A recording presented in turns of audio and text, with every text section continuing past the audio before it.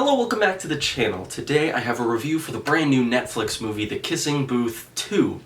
So I watched The Kissing Booth 2 this morning, and I watched the first Kissing Booth earlier this week in preparation for this movie's release, so that I could do a review for a new release movie, because that's exciting these days. So in this movie, high school senior Elle juggles a long-distance relationship with her dreamy boyfriend Noah, college applications, and a new friendship with a handsome classmate that could change everything. So, you may have seen my review for the first Kissing Booth, which I released yesterday.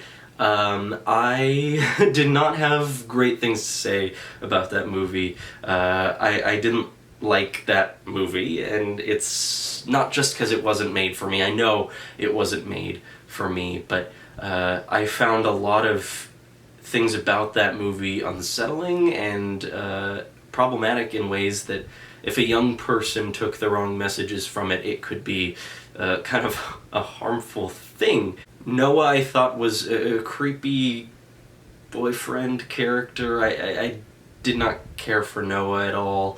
But I actually liked this movie a lot better than the first one.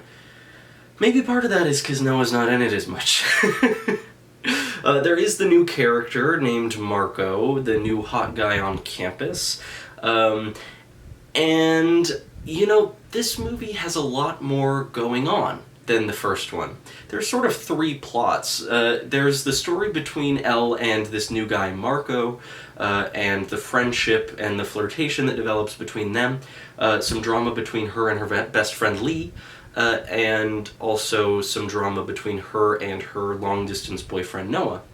The movie is too long. It's 2 hours and 5 minutes long, and it could have easily been an hour and a half or an hour and 45 like the first one was.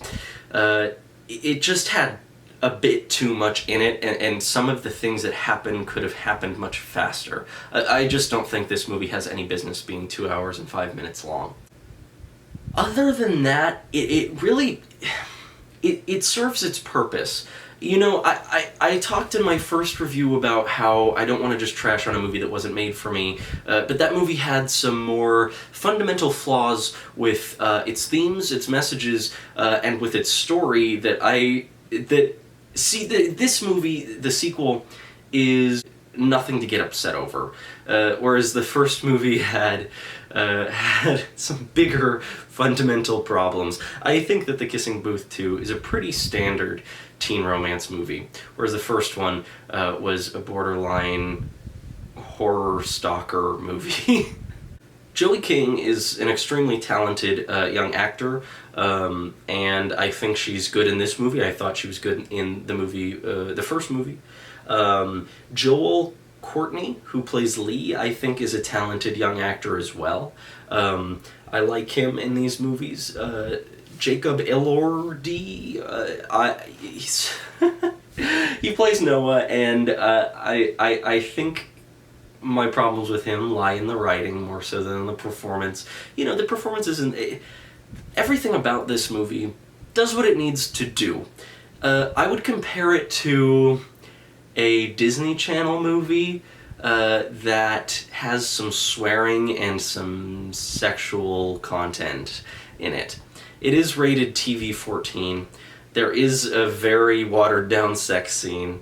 There was a really awkward line. I'm not going to spoil anything. I might talk about some spoilers at the end, but I'll definitely give a warning. But there's one line towards the beginning where she says to Noah, "When we get out of here, I'm gonna treat you like my own personal jungle gym." And then they go home and have sex. It's pretty bad. There's stuff like that that's pretty cringy, but it is what it is. I think that's the biggest difference, is that this movie is something... You know, I could have fun with parts of it as just a ridiculous movie that obviously isn't made for me. Like I said, it's sort of this heightened, ridiculous world that does not feel like reality. Like, you know, they're sitting on a beach, and Marco has a guitar. And they were just on Santa Monica Pier. He did not have a guitar. And then he has a guitar, and he strums it for maybe 20 seconds and then puts it away. I don't know, it's stuff like that is just ridiculous, but it doesn't bother me that much that this movie is ridiculous. And I actually think, and the first movie was like that too, I think that this movie leaned more into that in a way that it felt more like a stylistic choice than as something that was done unintentionally. It definitely has a ridiculous sort of tone and style to it that, like I said, is similar to something like a Disney Channel movie, but it is made for more of a teenage audience. In terms of themes, I think that this movie is much, much better. I actually rather like that there's not even so much as a hint at a romantic relationship between Lee and Elle, because I like that sort of one of the themes of this movie is that boys and girls can be friends, and that there doesn't have to be something going on. I like that about these two movies. I think that's a good thing.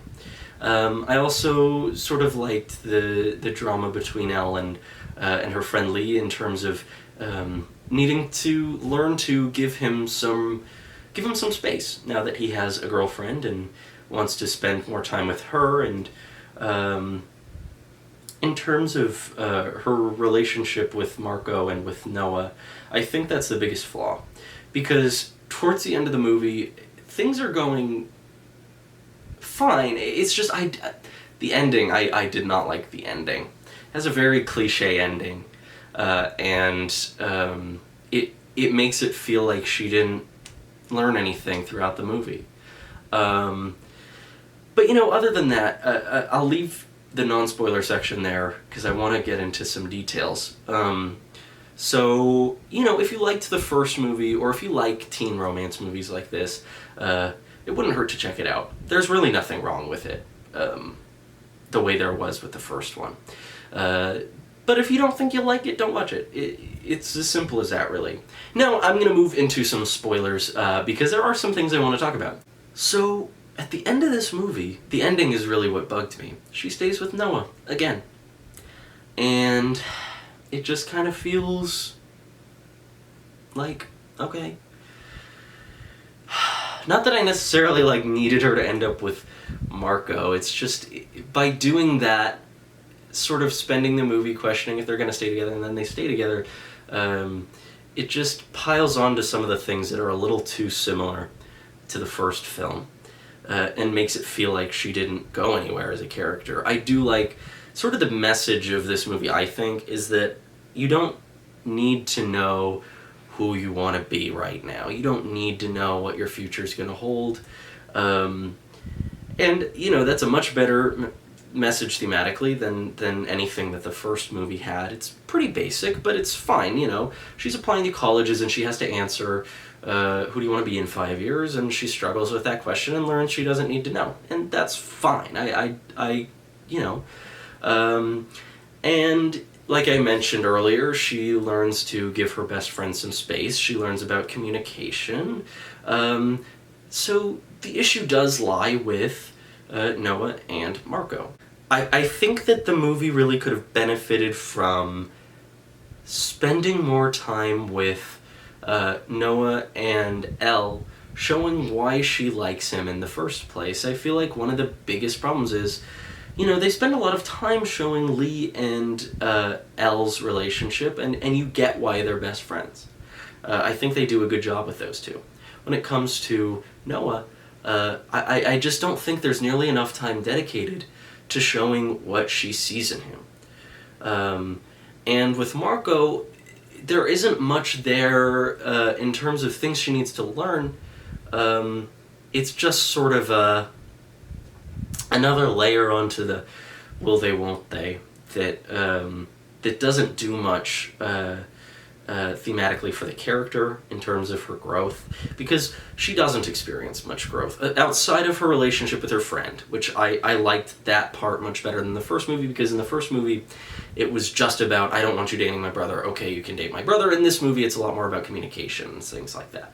There's some things in this movie, some scenes that don't have anything to do with the larger narrative, that sort of just make the thing longer. One of the subplots that really has well, they try to tie it into the larger story, is this romance between this guy who has a crush on a guy at the school, and they I don't know, he's nervous to ask him to dance, and he's nervous to kiss him, and then they kiss, and it's actually a really sweet moment, and it made me feel more. It's more of a romantic, cathartic moment than anything that happens between Elle and Lee. That's for sure. But it doesn't serve any purpose in the larger narrative, except for there's a moment where she's standing in front of Marco, and she turns and sees this couple that she sort of had a hand in them getting together, and she has a moment of, it's Noah, I have to be with Noah. But I just wish there were more time dedicated to showing us why she feels like it has to be Noah. Because she has some great moments with Marco, and you never really feel as an audience member why she wants to choose Noah over Marco. Marco, I suppose, serves a purpose in the narrative in terms of helping Elle to realize that she can live in the moment and not need to set all these expectations for herself. I think that another theme is that expectations can be damaging when it comes to college, when it comes to relationships, whatever. The other thing is they did a few really, really cliche romantic comedy tropes.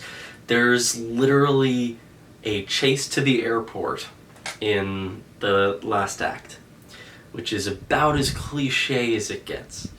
And then there's also, throughout the movie, the biggest source of tension for Elle with Noah is that she suspects him of cheating, and it turns out he never was. I actually kind of liked that he didn't. I think it would have been much more, cliche and uninteresting if he had actually been cheating, but it kind of goes back into the boys and girls can be friends theme I mentioned earlier. So that part's not quite as bad, but it is pretty cliche.